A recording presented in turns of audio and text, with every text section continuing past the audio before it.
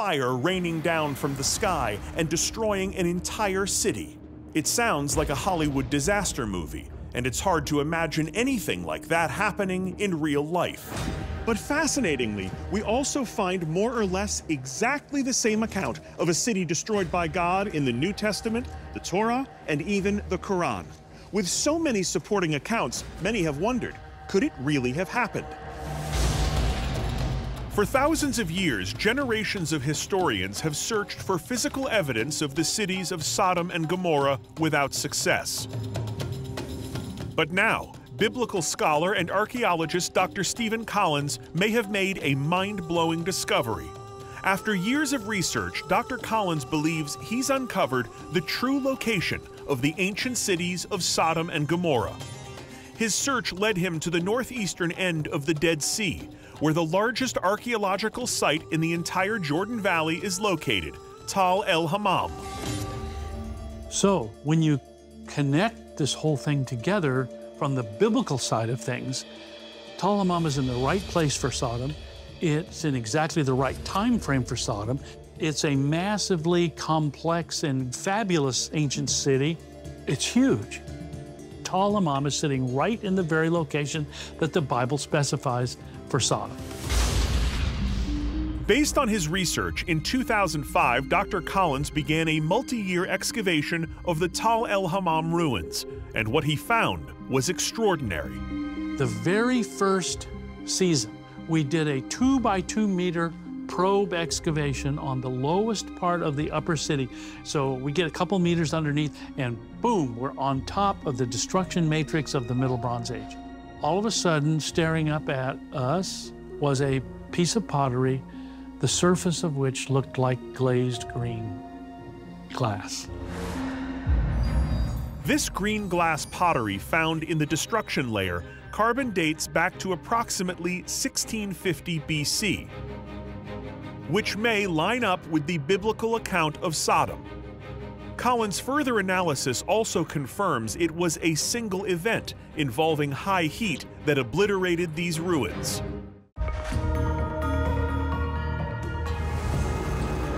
In 2021, a group of scientists build on the work started by biblical scholar and archaeologist Dr. Stephen Collins. They analyze the ruins at Tal el-Hammam, which he believes may be the actual location of Sodom and Gomorrah, to try and pinpoint the cause of the destruction. Concentrating on the soil found in the destructive layer, they discover tiny, fractured sand grains called shocked quartz. These particles can only form under extreme pressure of 725,000 pounds per square inch or more. Using laboratory furnaces, researchers also find that the pottery and mud bricks at Tal el-Hammam started to liquefy at temperatures above 2,700 degrees Fahrenheit, which is hotter than molten lava. This research team, they determined that everything about the destruction at Tal el-Hammam is every bit as unique as what we see in a nuclear explosion. But of course, we're not talking about bombs. So the only scientific answer to that question is there was a cosmic event that exploded onto this site. This type of cosmic event is known as an airburst. Airbursts happen when a meteor comes into Earth's atmosphere at tens of thousands of miles an hour and then explodes. It is a violent and high-heat event that destroys everything in its path. The resultant destruction we find at Tal el-Hammam is exactly what one would predict if an airburst event had occurred. So, did a meteor really destroy Sodom and Gomorrah? And how can we scientifically be sure about these cosmic events? Well, because we've seen them happen on Earth before. On the morning of June 30th, 1908, just after 7 a.m., a massive explosion rocks a remote area in Siberia near the Tunguska River. Witnesses report a dazzling blue light streak across the sky, followed by a deafening blast. Shockwaves break windows and knock people off their feet hundreds of miles away. An area of forest the size of Rhode Island is instantly flattened. Scientists believe the Tunguska event, as it becomes known, is caused when a meteor, roughly 150 to 200 feet in diameter, explodes in the atmosphere, creating a devastating fireball. Luckily, that explosion occurred in remote Siberia. The only victims were trees and an unknown number of unfortunate reindeer. But it seems the citizens of Tal el Hammam aren't so lucky. Picture this.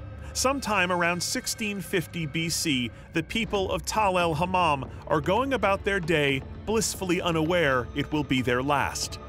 Miles above, a 100-foot space rock is hurtling toward them at 38,000 miles per hour. When the meteor hits the atmosphere, it explodes into a massive fireball.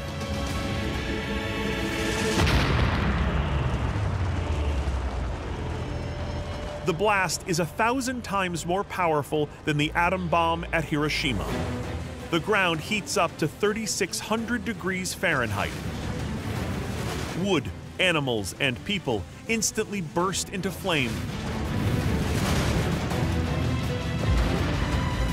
Seconds later, a massive 740-mile-per-hour shockwave rips through the city, demolishing every building, shearing them off their foundations.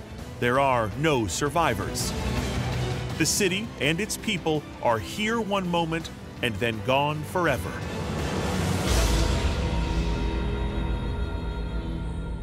So, could the cities of Sodom and Gomorrah actually have been Tal el Hammam?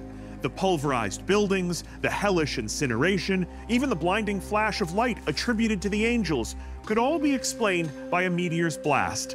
When seen through the prism of thousands of years, one man's meteor really could be another's angry god. We can't confirm with complete certainty that the ruins of Tal el Hammam and the fabled Sodom and Gomorrah are the same place.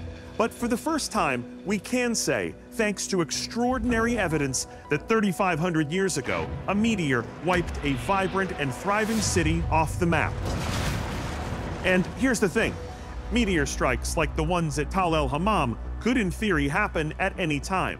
There are currently more than 26,000 known near-Earth asteroids, and if one were to strike near a big city, the effects would be devastating. Biblical, even.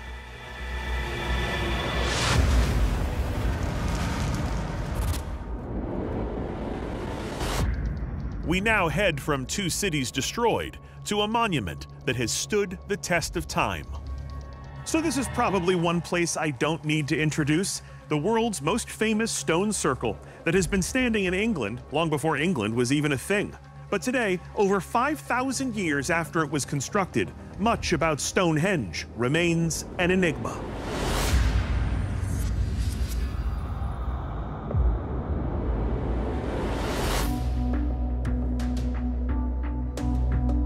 So let's start with the basics. Stonehenge, huge circle of stones on a hill 88 miles west of London. And the first of its many mysteries is how such huge stones weighing up to 25 tons and over 20 feet tall could have been assembled here 5,000 years ago.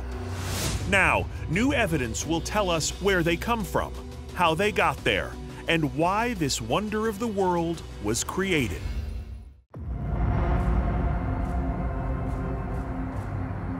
It seems Stonehenge is built in two parts.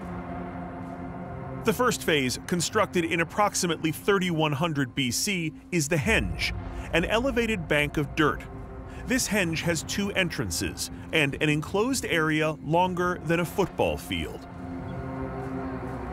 Next, about 6 centuries after the henge is created, the builders shape larger boulders known as sarsens and erect them using a clever system of ropes and timber to leverage their massive weight.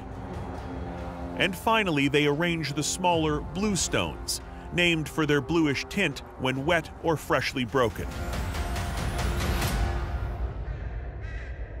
It is estimated building and modifying Stonehenge takes over 1,500 years at the hands of a staggering 100 generations.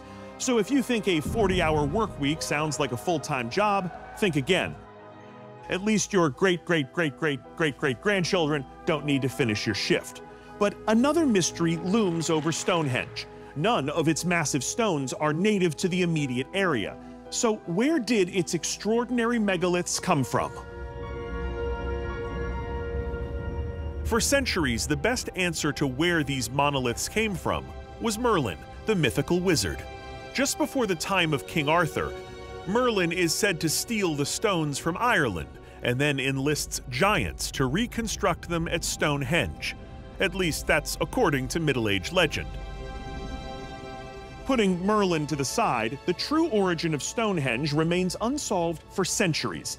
But everything changes in 2020 when geomorphologist David Nash makes a staggering discovery about the iconic, huge Sarsen stones and where they came from. I was contacted by English Heritage, who manage the monument, and they had a core that had been drilled from the middle of one of the stones at Stonehenge. They said, would we like to have a look at it? So we analysed 3 samples from that little bit of core that effectively gave us, you might think of it as the fingerprint of Stonehenge. Now, on its own, that doesn't tell you very much, but where it is useful is if you then can compare it with similar chemical signatures or fingerprints from areas where Sarsen stones occur naturally. And we didn't think, I guess almost in our wildest dreams, that we would get a direct hit. But of all of the areas that we sampled, only one had a direct chemical match. And that was an area in the Marlborough Downs, a place called West Woods. West Woods is 17 miles north of Stonehenge. That's a long way to travel with 25-ton rocks, the equivalent of a humpback whale. The question that still remains, how did they move them? I think the current consensus is that they were probably moved mainly by land. So the Sarsens were loaded onto some kind of wooden sled, and that sled would have been dragged basically to Stonehenge. If you think moving the Sarsen stone 17 miles is far, wait until you hear how far the blue stones traveled to get to Stonehenge. In comparison to the Sarsens, there's been a lot more work trying to figure out whereabouts the blue stones come from. So the blue stones, they come from an area called the Preseli Hills, which are in West Wales. So that's about 150 miles west of Stonehenge.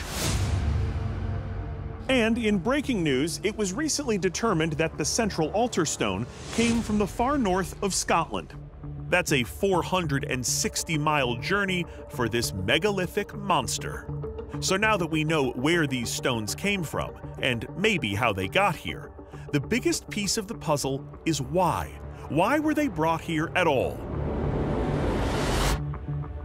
What was the purpose of this enormous monument? The builders didn't leave any written records, but over the years, compelling theories have emerged.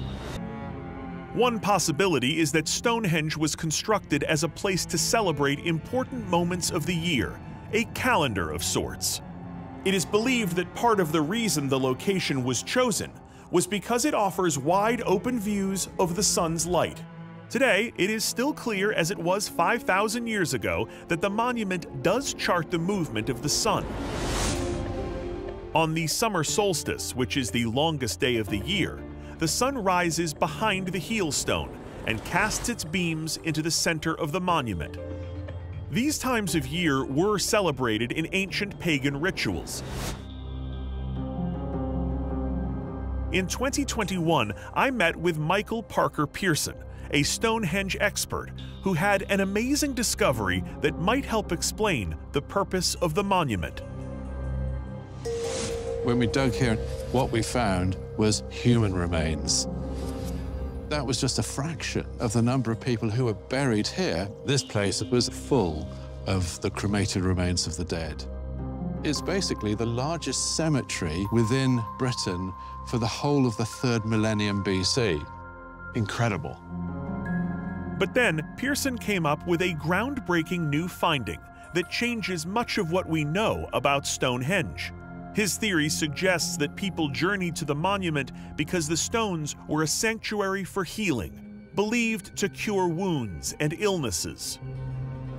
Archaeologists have suggested that the blue stones may have themselves held some kind of healing properties. And this isn't just something from the distant past. There's pretty good records, people visiting Stonehenge, chipping pieces off the blue stones and then taking them away with them. So that might be a reason why people bothered transporting, multi-ton boulders considerable distances from West Wales to the site where the monument was constructed. If Stonehenge was a place of healing, the word must have gotten out, because the people trying to get healed didn't only come from Wales, but from all over.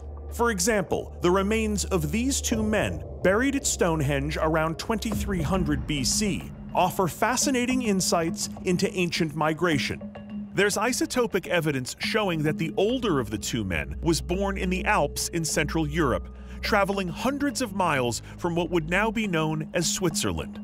The analysis of the other man proved that he was a relative who grew up locally. Archaeologists have dubbed the older man the Amesbury Archer because of the many arrowheads found with his skeleton. This 40-year-old man had an abscess that had destroyed part of his jawbone and had suffered an accident that had ripped off his left kneecap, undoubtedly leaving him in constant pain and possibly close to death.